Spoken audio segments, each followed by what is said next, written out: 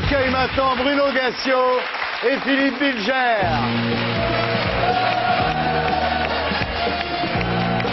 Bonsoir.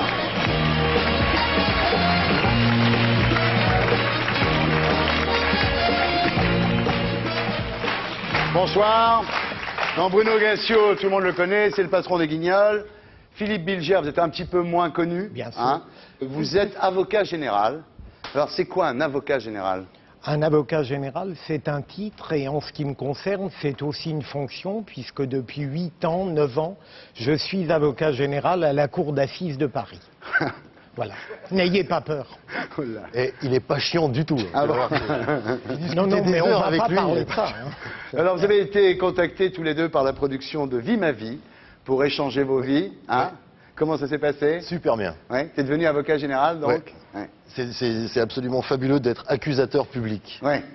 Et en plus, j'ai appris ça avec Philippe Bilger, c'est que ça implique une responsabilité terrible parce que quand on est accusateur public, on a un rôle extrêmement important dans le tribunal parce qu'on a les faits, on a un crime généralement devant soi et on est obligé de déterminer la vraie peine, la peine extrêmement juste. Ah oui, d'accord, c'est vous qui fixez les peines. Absolument, mais on peut même requérir des acquittements lorsqu'on estime que l'accusé est innocent. Ça m'est déjà arrivé. Vous avez demandé des perpétuités déjà, Philippe? Bien sûr, Ah. bien sûr, mais je le dis sans aucune volupté, hein, Ouais. comprenez-moi. Je voudrais pas mêler la tragédie judiciaire au divertissement, même intelligent. Par rapport à ce qu'il dit dans le bouquin, c'est sympa déjà de dire intelligent. Bien, alors, vous avez fait un livre tous les deux qui s'appelle Le Guignol et le magistrat sur la liberté d'expression. Vous le décrivez comme gauchiste, anarchisant, anti-américain, anti-religieux, anti-puce, anti-tout. Absolument, c'est tout l'intérêt du dialogue, parce que si le dialogue avait été facile, il aurait été satisfaisant que je l'entretienne avec moi-même.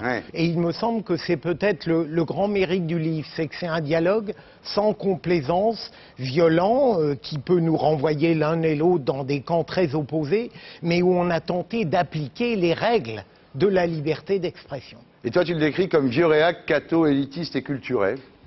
Ouais. C'est vrai, d'ailleurs. C'est vrai. Absolument. Bien. Alors, tout commence au bar des sports, à Issy-les-Moulineaux, devant une moresque, un soir. Non, pas du tout. Alors, le pitch, c'est la liberté d'expression et ses limites. Alors, plus a-t-elle perdu ou gagné du terrain ces dernières années? Voilà, c'est le thème du bouquin. Ouais, c'est un peu ça, oui. Ben, depuis octobre, il s'en est passé quand même quelques-unes de sympathiques, notamment Dassault qui a acheté un tas de bouquins de journaux en France et qui dit très clairement que il va instiller dans ses livres quelques idées saines, les siennes. Donc j'ai un peu les jetons, moi, pour les journalistes du Figaro notamment. Il y a une espèce d'inquiétude chez moi qui existait avant, parce que Murdoch et Turner ont sur 1 milliard d'individus la possibilité de leur laver le cerveau, un peu ce que fait le lait en France. Je trouve que la liberté d'expression, elle n'a jamais été aussi apparente. On a l'impression qu'on peut tout dire, mais jamais dans ce flot de paroles, des choses intéressantes n'ont été dites. Et il y a de moins en moins de pluralité, quoi. Philippe, vous reprochez aux Guignols leur manque de tendresse, leur manque de pitié. Vous parlez d'une sorte d'aigreur qui les pousse à une surenchère haineuse. Aujourd'hui, le problème, c'est que le rire n'est plus celui du faible à l'encontre du puissant. Ce qui me gêne dans le rire, c'est qu'il est institutionnalisé, ancré, il est devenu une puissance qu'on n'ose plus contester. Moi, je crois pas du tout.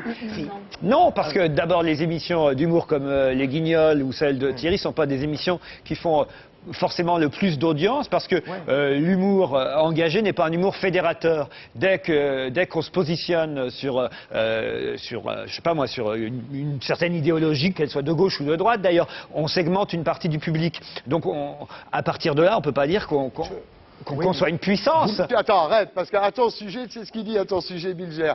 Il dit Ruquier rit en permanence, car il n'est pas sûr qu'il va faire rire. Mais je l'ai lu, ça, mais c'est vrai, j'ai raison. Il a raison, mais moi, je préfère rire de moi-même, parce que je vais pas attendre qu'il se marre lui, franchement. Mais vous avez tort. Vous avez tort, parce que je vous assure que les rares fois où j'ai regardé votre émission, il y a des gens qui m'ont fait rire, et vous-même en particulier. Simplement, ce qui me gêne, c'est qu'on appose l'étiquette rire sur des personnes qui n'ont pas ce talent. Je vais faire la suite avec lui. Ça va pas s'arrêter au bouquin en plus. Non. Et puis alors pareil pour Baffy, c'est-à-dire que vous dites que Baffy en rajoute une couche. Et le fou du roi. Ah oui, une couche de méchanceté et de sexe. de manière artificielle devant un public robotisé et ridicule. Vas-y que j'y retourne. Non, mais je... C'est vrai, c'est vrai. S'ils savaient comme ils me font plaisir. Ouais. Bien. Alors tout ça nous amène naturellement à parler de Tout le monde en parle. On va régler le problème tout de suite, puis après on verra ce que vous dites d'autre dans votre bouquin. Alors c'est vous, Philippe, vous dites quand Thierry Ardisson demande à Michel Rocard si Sucé s'est trompé, fait-il bon usage de sa liberté d'expression? Alors, je suis désolé de vous le dire, vous êtes avocat général, vous envoyez des gens en prison à perpète, donc il vaut mieux vous renseigner avant, parce que présenter comme ça, bien sûr que c'est ridicule de voir Michel Rocard et lui dire est-ce que Sucé s'est trompé. C'est vrai, comme ça, c'est, à mon avis, un abus de la liberté d'expression, vous auriez raison. Le problème, c'est qu'il faut savoir qu'avant ça, on s'était tapé 25 minutes d'interviews de Michel Rocard sur le PSU, sur la CSG, etc. Et après, il y a une petite interview formatée qui est un jeu qui s'appelle Alerte Rose. Est-ce que Sucé s'est trompé? Mais ramener cette interview de 25 minutes à ça, franchement, mais c'est pas la question ça vous ressemble pas, Philippe. C'est pas la question qui me choque, c'est qu'il y réponde. Ah oui. Vous voyez, moi, je trouve tout à fait normal que vous posiez toutes les questions. D'ailleurs, qui serais-je pour vous les interdire? Mais je n'y répondrai pas. Vous savez, il faut quand même savoir que Michel Rocard, il s'est marié 3 fois. Oui. La dernière fois qu'il s'est marié, il devait avoir 70 ans. C'est quelqu'un qui aime les femmes et qui n'est pas surpris par cette question. Mais on peut les aimer sans être obligé de répondre dans ces conditions à une question qui relève un petit peu de l'intime. Oui. Vous en conviendrez. J'en conviens. C'est pas trop, hein, ton mec, là. Ouais. Ah, mais c'est un type T'as extraordinaire. bien fait de pas prendre Collard, hein. Curieusement, oui. Alors, vous parlez également aussi d'une interview de Éric Routhier, qui a fait un livre sur Bernard Arnault, le patron de LVMH, et vous dites dans le bouquin avec Gassio que cette interview a été enregistrée une première semaine, non diffusée, et re-enregistrée la semaine d'après. Vous dites parce qu'il y a eu des pressions des avocats de Bernard Arnault. Pas du tout, pas du tout. Il y a eu simplement des remarques du service juridique de France 2, où moi, je donnais l'impression d'endosser les propos d'Éric Routhier, donc ça devenait répréhensible, et la semaine d'après, on l'a fait sans que j'endosse les propos d'Éric Routhier. Simplement, ce que vous oubliez de remarquer quand même, c'est que c'est la seule émission où on a reçu Éric Routhier quand même. Bien sûr, non mais... Parce que les autres, ils ont eu peur de Bernard Arnault. Là, vous me donnez un démenti qui me touche, qui me convainc, sur l'autre moins. Oui. Même si on s'est pris en 2 fois. Mais il arrive que vous invitiez des gens bien. Ce qui me gêne, c'est quand vous faites venir des gens qui n'ont pas brillé par quelque chose de positif. Je pense à un ancien chanteur que vous faites venir uniquement parce que, à 2 reprises, il a été pris et condamné pour conduite en état alcoolique. Ah, c'est Jean-Jacques Debout. Oui, non. Dans sa Fiat Spandy. Non, si vous voulez, ce qui me gêne, c'est un petit peu, alors, avec votre aura médiatique, la prime que vous donnez à des êtres et à des comportements qui, peut-être hier, étaient remarquables. Moi, je l'aimais bien quand il chantait il y a 20 ans. Mais qui, aujourd'hui, n'apportent rigoureusement rien. Vous voyez, il y a tant de gens qui ne viendront jamais chez vous et qui sont remarquables. Vous avez raison, oui. Chantal Goya. Alors on arrive à Thierry Messant. Voilà, puis ça sera la dernière, parce qu'on va pas parler que de Tout le monde en parle non plus. Mais Thierry, pardon, excusez-moi, Thierry Messant, vous en avez entendu tellement parler que vous en avez peut-être assez. Non, moi je me suis expliqué. Non, j'ai dit que j'ai été abusé par l'appartenance de Thierry Messant au réseau Voltaire. C'est vrai qu'il avait beaucoup lutté aussi contre le Front National. Donc c'est quelqu'un qui au départ je trouvais plutôt crédible. Bon, j'ai pas pris assez de précautions oratoires quand je l'ai invité ici. Effectivement, comme vous dites, je m'en suis expliqué. Mais vous dites aussi dans votre bouquin que ce qu'a dit Thierry Messant dans cette émission ne tombe pas sous le coup de la loi. Non, bien sûr. Toutes les absurdités, heureusement, ne sont pas pénalement répréhensibles. Oui. Non, et puis c'est vrai qu'il y a quand même des choses qui sont inexpliquées dans cette affaire. On a quand même trouvé le passeport de Mohamed Atta au sommet des ruines du World Trade Center. Quand on pense que le mec s'était encastré dans l'immeuble avec son avion, c'est vrai que c'est un peu bizarre qu'on trouve le passeport. C'est des choses que les journalistes français n'ont pas cherché à expliquer. Une des choses les plus intéressantes qui avait été dite ici, c'était quand quelqu'un dit qu'aucun avion n'est rentré dans le Pentagone, le minimum, quand on est directeur de journal, c'est d'envoyer immédiatement quelqu'un pour vérifier. Oui. Ce qui n'a jamais été fait, c'était une chose acquise, c'était comme ça. On nous avait dit que, donc on l'admet. Voilà, alors vous ne parlez pas, heureusement pour vous, que de Tout le monde en parle et de Laurent Ruquier. Vous parlez aussi, dans un chapitre qui s'appelle Rire de tout, de la fameuse histoire des crevettes, le sketch que Bruno Gassio avait écrit pour Patrick Timsit. Vous revenez là-dessus, et la question que vous posez, c'est faut-il condamner la faute de goût, en fait. C'est ça que vous dites, vous. Il y a une pénalisation du bon goût, bon goût, du mauvais goût. Ouais. Est-ce que la loi peut dire le bon goût? Ouais. Ça, c'est vachement intéressant parce qu'on finirait donc tous en tôle, nous, parce que quand on fait 250 émissions par an, forcément, on n'est pas de bon goût à chaque minute. Et moi, je ne me rappelle plus de l'histoire des crevettes. C'est quoi? Bruno a écrit le sketch, il va vous le raconter. Si je le répète, je tombe sous le coup de la loi, donc je ne vais pas me gêner. On avait. D'abord, c'est pas une histoire de Bruno Gassio. Non, c'était pas une histoire de crevettes. On imaginait qu'un garagiste, qu'un chirurgien, pardon, agirait avec le même comportement qu'un garagiste. Et donc, il y a un type qui venait chercher sa fille qui était censée être opérée. Il lui disait, elle n'est pas prête, on est à 4 dessus, on est en train de la terminer. Par contre, je vous ai fini la facture et tout ça. On lui a changé les poumons. Il disait, pourquoi les poumons? Et parce qu'elle a des poumons pourris, elle fumait du charbon de bois ou quoi. Mais vous avez pris où les poumons? Il est sur un Mongolien, on les a pris. Mais comment ça, un Mongolien? C'est des Mongoliens, c'est des prototypes. Hein. C'est fabriqué comme ça. Et puis, c'est comme les crevettes roses. À part la tête, tout est bon. Et tout d'un coup, le sketch est passé pendant des mois et des mois au théâtre, des années en cassette, et puis un jour, il est passé sur France 2. Et puis, il y a un parent de Mongolien qui a trouvé ce propos absolument horrible. Ce qui est, je le comprends, parce évidemment qu'on comprend ça. Et donc, il y a eu procès. Et puis là, on est parti dans une sorte de délire que Timsit, quand il est allé au tribunal, il y avait des pancartes dehors à bas Timsit. Avec des Mongoliens et tout, il y avait des associations qui se sont mises. Et Patrick a eu un peu peur, et je le comprends, parce qu'en fait, il joue sa carrière aussi. C'est un peu compliqué pour lui. Moi, je suis derrière, j'ai écrit la connerie, bon, moi, je reste chez moi, ça me pose pas de problème. Lui, par contre, il est devant. C'est son image, c'est ce qu'il est. Et donc, il a préféré dire, on arrête là, on s'embrasse, on fait une assoce. Et il a eu une parole qui était très belle au tribunal, il a dit, si vous pensez qu'en me condamnant, vous allez trouver le mal absolu, et que je suis le représentant de ce mal absolu contre le malheur de ces enfants, alors condamnez-moi, ça vaut la peine. Si vous pensez que c'est juste une connerie que j'ai dérapé, il vaut mieux s'arrêter tout de suite parce que ça n'a aucun sens. Si un jour vous faites une blague sur les sténodactylos, vous allez avoir le syndicat des sténodactylos qui dit « Ah non, pas de blague sur les sténodactylos, les Corses, les homos, les femmes, et ainsi de suite ». Alors ça va jusqu'à des cas plus graves comme effectivement les trisomiques, mais voilà, ça veut dire qu'il faut quand même faire attention et que le débat aurait été intéressant. Alors, non mais j'ajoute moi juste une chose, c'est que la blessure, elle peut être, à mon avis, que dans la récurrence. C'est-à-dire si un comique passait son temps à se moquer des handicapés, on dirait, eh vieux, t'as un problème. Par contre, la vanne qui sort comme ça ou qu'on lâche comme ça dans un contexte donné, dans un sketch donné qui n'est pas un sketch sur les trisomiques, là pour le coup, qui est un sketch sur autre chose. Je vois pas. On va rester dans la faute de goût. Si on ne peut pas condamner la faute de goût, pourquoi tout le monde a fait chier ce pauvre Patrick Sébastien avec Cassé du Noir à ce moment-là? C'est pas tellement qu'il fasse ce sketch Cassé du Noir, c'était pas ça qui nous gênait, c'est qu'il avait ramené Le Pen et qu'il riait avec. Et on se disait non, fais pas ça, bordel. Et lui, au lieu de se dire bon, vous avez raison les mecs, j'ai fait le con, il s'est mis dans oui, c'est les intellos qui m'attaquent, je suis le pauvre rugbyman, tout le monde m'en veut. Il s'est enfermé dans cette espèce de truc.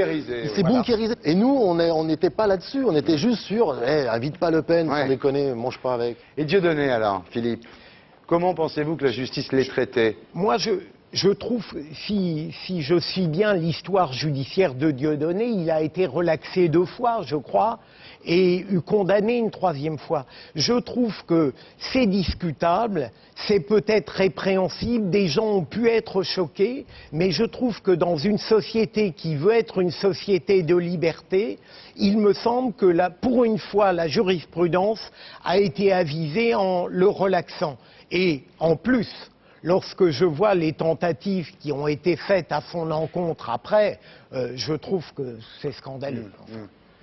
Tu es d'accord avec ça, toi? Je n'ai rien à ajouter. Il parle bien. Hein. Il parle bien, c'était un vrai plaisir de discuter avec lui. Quoi. Ouais, je n'irai pas dîner tous les soirs avec, mais c'est un mec bien. Et quand vous faisiez le bouquin, vous faisiez ça à table On a commencé à table, on a fini dans des bars, et puis on a fini par écrit parce qu'on se parlait plus. On a préféré arrêter la table parce que sinon. Non, parce qu'en plus, non mais il picole, il s'annonce, il est vraiment. Non, attends. Ah non, mais c'est une boucherie. En fait, c'est vrai, Philippe, vous dites, et ça rejoint l'affaire Dieudonné, aujourd'hui il est impossible de critiquer la politique israélienne sans être taxé d'antisémitisme. Et vous appelez ça non plus de la liberté d'expression, mais de la timidité d'expression. Oui, je dirais que ça n'est peut-être pas aussi systématique que je le dis, mais parce qu'il est évident que certains font passer un antisémitisme derrière une apparente critique politique, j'en ai conscience. Oui. Mais tout de même, on va très vite dans l'accusation d'antisémitisme lorsque vous avez des esprits à l'évidence moralement impeccables qui se permettent de critiquer la politique d'Israël. Ils ne sont absolument pas antisémites. Moi, je suis en train de réclamer en ce moment une loi pour accusation d'antisémitisme abusif. Ouais. Parce qu'on ne peut pas continuer à dire, à assimiler des gens aux nazis, à des exterminateurs. Il faut à un moment arrêter ça. On est contre la politique d'Israël, on a le droit d'être, même de rire du rite juif. Ouais. Pourquoi j'aurais le droit de me moquer du pape? Pourquoi se moquer des musulmans sans que ça pose d'énormes problèmes? Et pourquoi dès qu'on arrive sur le rite juif avec les papillotes, le truc là, en disant moi je trouve ça ridicule. Ah non, non, antisémite. Ah non, j'ai le droit de rire de ce rite aussi. Ouais. Il est normal qu'on soit plus prudent quand on se moque des rites religieux juifs que catholiques ou musulmans. C'est que tout simplement dans notre pays, plus récemment, il y a quand même eu un massacre antisémite, alors que les massacres catholiques ou musulmans dans notre pays, en tout cas, sont beaucoup plus anciens. C'est quand même une des raisons pour lesquelles on se doit d'être un peu plus prudent, en tout cas à la télévision. C'est ce qu'on avait dit à Dieudonné à l'époque. On lui avait dit ça. On lui avait dit les Juifs, c'est pas les Belges ou les Suisses, quoi. C'est quand même. On n'a pas tué pendant la guerre des millions de Belges ou des millions de Suisses sous prétexte qu'ils étaient Belges ou Suisses, bien sûr. Non, mais écoutez, J'ai le droit d'en rire.